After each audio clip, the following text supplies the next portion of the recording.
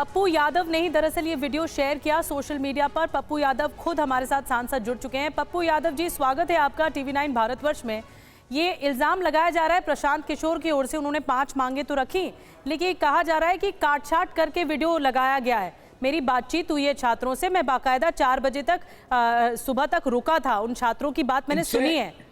इनसे पहले पूछिए कि 13 दिनों तक ये फ्रॉड किशोर कहाँ थे, और ये कहते हैं कि आंदोलन से सियासत नहीं बदलती है। ये बार बार कहते हैं, आंदोलन का कोई मतलब नहीं होता है। दूसरी बात, इनसे पूछिए कि जब तुम 12 दिनों के बाद छुटका कोचिंग माफिया को खरीद कर दलाली करके तुम इसमें प्रवेश किए, कल 3 बजे तक नहीं आए, 4 बजे तुमने कहा नोटिस को पढ़ लेता हूं, आता हूं, 4 बजे तुम गए, उसके बाद उसका इस्तेमाल किया, और इसी तरह के आपके यहाँ बड़े उसके सपोर्टर है जो माल लेकर के सपोर्ट करते हैं, लिखते हैं ऐसे गुंडा के पक्ष में, जिसने यह कहा, आप उसकी भाषा सुनिए, कहा रे साला, उसके बाउंसर कहता है गुंडा, कौन है तुम, नया नेता बनता है, कौन है तुम, हम कमल दिया है ना जी।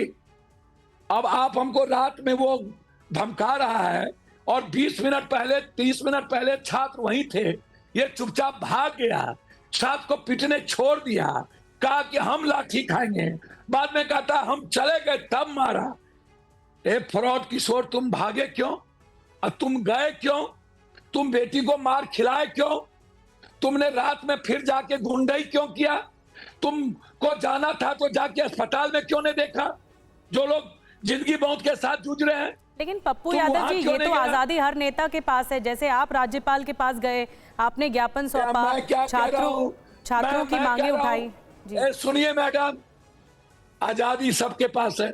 ये पहले फ्रॉडिज्म किया कांग्रेस, बाद में फ्रॉडिज्म किया बीजेपी, तीसरे बार फ्रॉडिज्म किया नीतीश कुमार, इसको कुर्ता पैजामा पहना दिया, तब फ्रॉड किया रेड्डी, तब फ्रॉड किया ममता, तब फ्रॉड किया अरविंद केजरीवाल, तब फ्रॉड किया अमरिंदर, तब फ्रॉड किया चंद्रबाबू नायडू।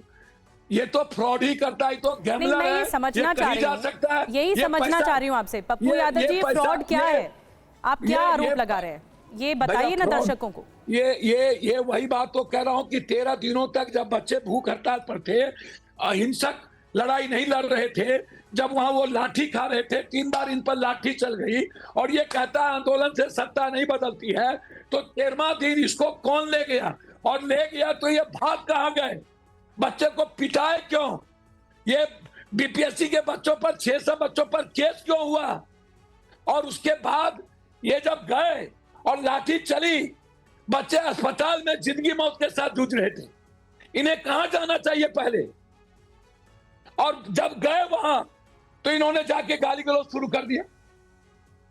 ये निर्णय आप हमको बताइए, यह क्या मीनिंग है। हमें गवर्नर साहब ने साफ शब्दों में कहा कि मैं न्याय दिलाऊंगा, मैं जस्टिस करूंगा, चेयरमैन से बात की, चेयरमैन को बुलाया, डीएमएसपी को तलब किया, और उन्होंने मुख्यमंत्री से बात करने का आश्वासन दिया कि मैं करूंगा और बच्चों के साथ अनजस्टिस नहीं होगा। मैं सुप्रीम कोर्ट जाने की तैयारी कर रहा हूं। मैं राहुल गांधी जी और प्रियंका गांधी जी से भी आग्रह किया था, उन्होंने ट्वीट भी की थी, उन्होंने राहुल जी ने लिखा भी था, और मैं विपक्ष के नेता से मैंने कहा कि राजनीति छोड़िए, मुख्यमंत्री की कुर्सी नहीं चाहिए, चलिए पहले इस 4 लाख बच्चों के साथ हम लोग खड़े हों, पहले इसकी जिंदगी बचाएं। आप नौकरी अब झूठ फूस जो बरका तोप खान जब रहते हैं तो क्वेश्चन नहीं आउट होने से 7 बार क्वेश्चन आउट हो चुका है, 7 बार, ये 7वां है, कलर से लेके डॉक्टर, सिपाही से लेके सब, और उसके बाद ये 2 मिनट के लिए राजनीति करते हैं। जाइए 100 MLA लेके बैठिए बच्चों के साथ, और जब तक न्याय ना मिले तब तक आप छोड़िए नहीं, खाइए लाठी खाने की औकात नहीं, और चल दिए नेतागिरी करने, और पैसा के बदौलत सोशल मीडिया और कुछ टीवी के एंकर को, कुछ लोगों को खरीद लेते हैं और उससे लिखवाते हैं, ना कभी आंदोलन, और उसके बाद गुंडाई करना, इनका बॉडी लैंग्वेज, इनको पता ही नहीं है कि बांग्लादेश का छात्रों ने क्या हाथ किया, भारत का छात्रों ने क्या हाथ किया, पूरी दुनिया में क्या किया छात्रों ने, इनको औकात ही नहीं है, औकात बताता है ये गुंडाई। कभी कहता है बिहारी सुडान है, बिहारी सुडान है। जी ये पप्पू यादव जी, कुछ जात वाले लोग इसके गणेश परिक्रमा करता है। ये पेपर वाले सब गुंडा आदमी हटन, इतना बड़ा गुंडा मैंने जिंदगी में नहीं देखा। ये दूसरों को कहता है मुखिया में चुनाव नहीं जीतेगा। ये पे फोन, कभी सुडान, कभी बच्चों का इस्तेमाल, कभी बच्चों को गाली, ठीक है, और पैसा खरीद करके को छोटका कोचिंग माफिया को खरीद करके एंट्री करता है और जाके पदाधिकारी की चमचागिरी करता है, और दलाली नहीं चलती है तो चुपचाप भाग जाता है। इसीलिए लड़ाई। ठीक है पप्पू यादव जी, आपने TV9 भारतवर्ष के सामने बड़ी बातें रखी हैं। ये भी बताया कि आप सुप्रीम कोर्ट जाने की तैयारी कर रहे हैं।